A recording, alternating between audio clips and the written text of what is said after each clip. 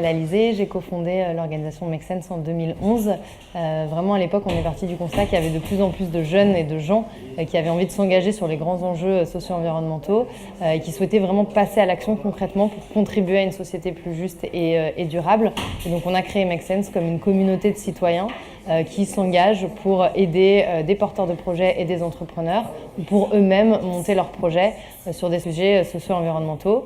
Et aujourd'hui, c'est près de 50 000 citoyens qui se sont engagés dans une centaine de villes aux côtés de Make Sense. On voit vraiment qu'il y a une convergence de plus en plus forte entre les envies et les désirs d'engagement des citoyens et des entrepreneurs et aussi les désirs d'engagement et d'action des entreprises et des institutions. Il y a pas mal de signaux faibles, voire forts, qui le prouvent.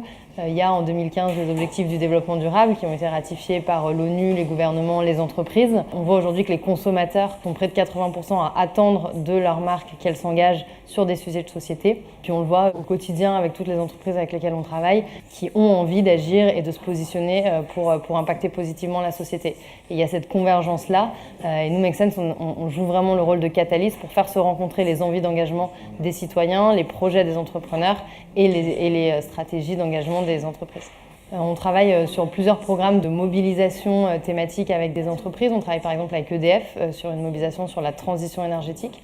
L'objectif, c'est vraiment de créer et d'animer des communautés partout dans le monde de personnes qui s'engagent et qui développent des projets sur la transition énergétique, puis de les connecter avec EDF, puisque EDF a bien conscience que pour réussir cette transition énergétique, ils doivent aussi se connecter avec ces écosystèmes-là, écouter ce qu'ils ont envie de faire et puis réfléchir à comment agir et faire des collaborations avec ces communautés actives.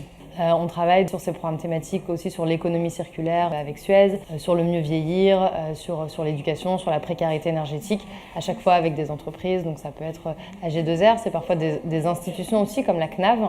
L'idée étant toujours de voir comment citoyens, entrepreneurs et organisations peuvent travailler ensemble pour résoudre ces grands sujets de société. On a beaucoup de projets qui ont émergé au sein de Make Sense.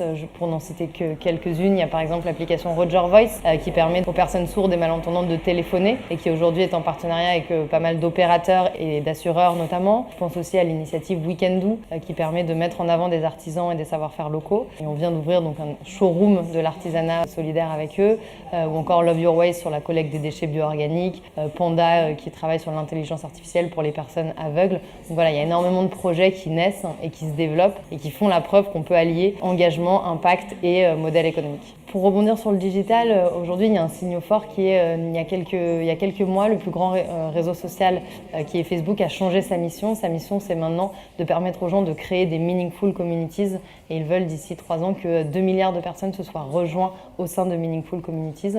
Et je crois qu'en fait cette notion de communauté, elle est cœur aujourd'hui et de voir comment les entreprises, les citoyens et tous ceux qui souhaitent s'engager vont réussir à se réunir au sein de communautés pour agir ensemble. Et je crois qu'aujourd'hui, la chance que nous offre le digital, c'est que en fait, on peut rejoindre des communautés avec des gens partout dans le monde et communiquer de façon assez fluide. Et donc je crois que c'est vraiment le changement qu'on est en train de vivre en ce moment, où on n'a plus une voix qui parle à une audience, mais on a des communautés qui échangent entre elles et qui agissent ensemble. Et les marques doivent vraiment saisir ce tournant aussi pour s'impliquer aux côtés de ces communautés-là.